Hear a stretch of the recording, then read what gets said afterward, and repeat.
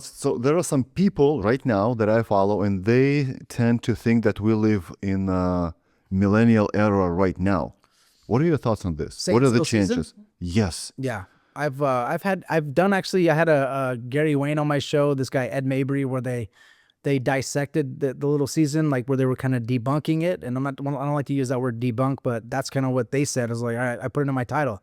But I've also had people come on my show and go verse by verse why they believe it. Now, personally, for me, if somebody can go on a show like I'm doing now with you, and I go verse by verse of why I believe something, then I'm going to pay attention to it. Now, I know that some people have eschatology as basically the study of end times. There's different eschatologies out there. There's some people that believe in all millennialism. Some people believe in like pre-trib rapture. Some people believe that there's going to be, 7-year tribulation, 3.5 years of peace. Antichrist comes, does the abomination of desolation, and then 3.5 years of great tribulation, right? There's people that believe different about the end times. The people that believe in Satan's little season believe that all of that stuff has already happened. Jesus has already returned, right, to the earth, and that we are basically in, I'll tell you guys where it's at real quick. So it's like Revelation 20. So Satan is bound for 1,000 years. So that's basically why Jesus does his millennial reign. And now we're in Revelation 20, verse 7 is where they believe we are at. Now that the 1,000 years have expired, meaning the 1,000 years that Jesus was reigning the earth, it says Satan will be released from prison and will go out to deceive the nations which are in the four corners of the earth, Gog and Magog, to gather together to battle, whose number is as the sand of the sea. They went up to the breadth of the earth, which is interesting because that means the plane of the earth. But anyways, the breadth of the earth, and surround the camp of the saints and the beloved city. And fire came down from heaven, from God, out of heaven, and devoured them. The devil who deceived them was cast into the lake of fire and brimstone, where the beast and the false prophet are. They are tormented day and night forever and ever. So it's called Satan's little season, okay? So that's what they believe we're in. So what would be happening in Satan's little season is Satan would be gathering an army together. Now, Christ, I don't know where he's reigning from, though. That's the thing. So I don't know how they explain that portion. Where is he reigning from? Some people would say he's reigning from heaven only, and he's not actually literally on the earth. Some people would say that he has a millennial kingdom on the earth, which it says in the Bible. So these people are thinking that all that stuff has already happened. Jesus already came back, and then we're basically at the point now where Satan is gathering his army. But what it talks about here is, I will go out to deceive the nations. So he's locked down in a bottomless pit for 1,000 years, and he's let loose again. So people, that's why it's called Satan's little season. That's what they believe, that he's released and that he's deceiving the nations. Now, it's easy to prove the fact that we're being deceived. Yes, we're definitely being deceived, whether it's by Satan or what's going on. But even before the great tribulation will happen, there's going to be great deceptions happening. So I do see that the nations are being deceived, but I don't see where Jesus would be. Like, it's hard to hide that. When Jesus comes back, it says that every eye will see, right? So I don't think that Jesus is trying to hide the fact he came back, right? That should be something huge, him coming back, that everybody would know, every eye will see. I mean, I'm talking every eye, right? That's another flat earth proof, because it says that the heavens just open like a scroll. Jesus comes down on a cloud and every eye will see, right?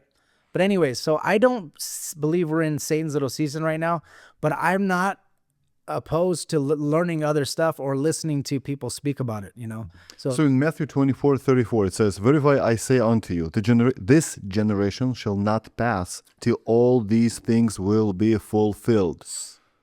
So the generations passed long time ago, 2,000 years ago. But if the word generation means, let's say, civilization, yes, then you can interpret it as, yes, maybe we are at the end times.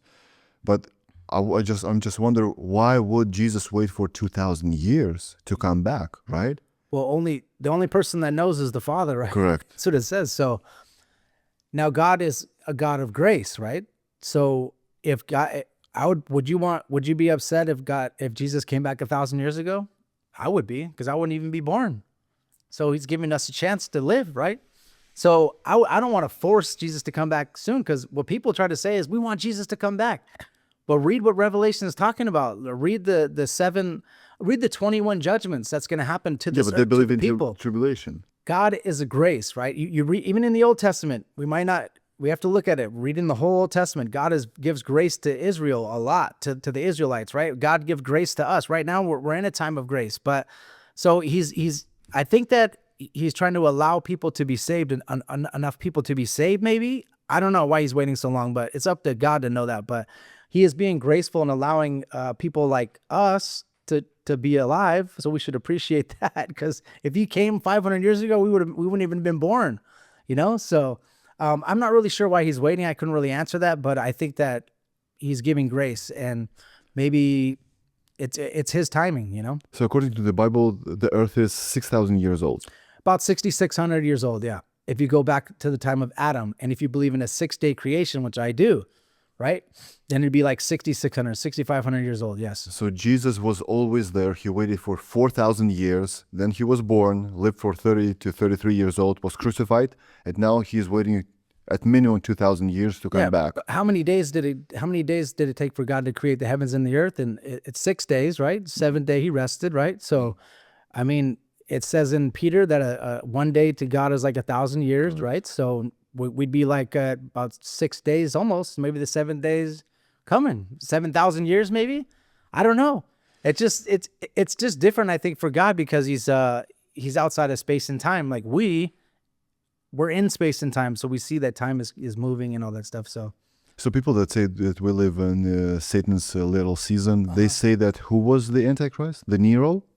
Oh, some people would say that. Yeah, there's different, because they believe that history has been changed, and that a lot The of Dark Ages, the whole 1,000 Yes. years. A lot of we them did would believe nothing. in Tartaria. A lot of them would believe in like Civilization. civilization before us, and during Jesus's reign is when that civilization was here. That's why you see all these beautiful buildings, and then now you see that they're not beautiful anymore. So Even McDonald's are not beautiful right it's not. now. Like literally. Yeah. 30 years ago, they were beautiful with Yeah.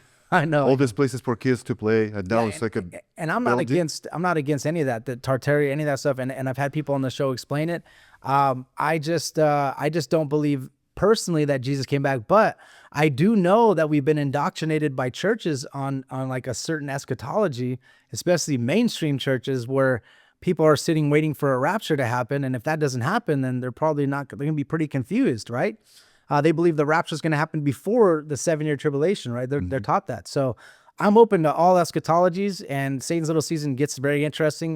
There's a few people that I could direct you to that go over that, but I don't know. I don't know if I want to kind of get into that, but there's some people that go over that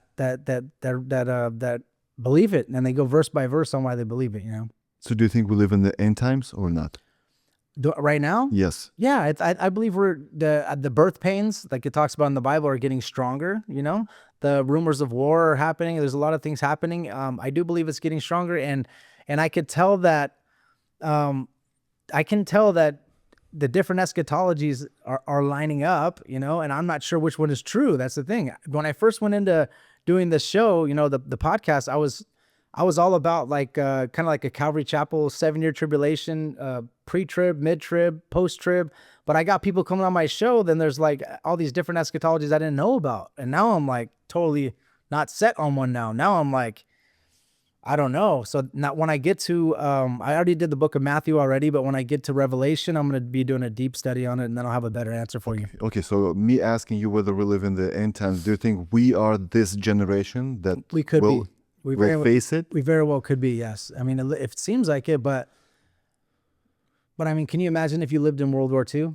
Can you imagine that? And you'd be like, Hitler's out, he's about to rule the whole world. You're like, oh, he's the Antichrist. You would think the same thing. So those people thought they were the generation. And then if you go to World War I, and there's bombs going off, people are poor. I mean, this seems like it's the time. And then if you go back to, there's a lot of times where you would maybe think that it is the end times, that it might not have been, so. What Jesus says, I'm sorry. Yeah, please. Jesus wants us he says to live your life like how you would normally live it, but get ready for my return, right? He wants to make sure that he doesn't tell us when it's going to happen, because then we're only going to get ready at that time. He wants us to always be ready. So spread the gospel, right? Teach people the Bible, lead people to God, lead people to getting saved. We still need to keep our mission. The great mission still needs to be going on. We don't need to be like, well, it's the end times now, so we need to go get this, and this. We need to focus on still leading people to God, right?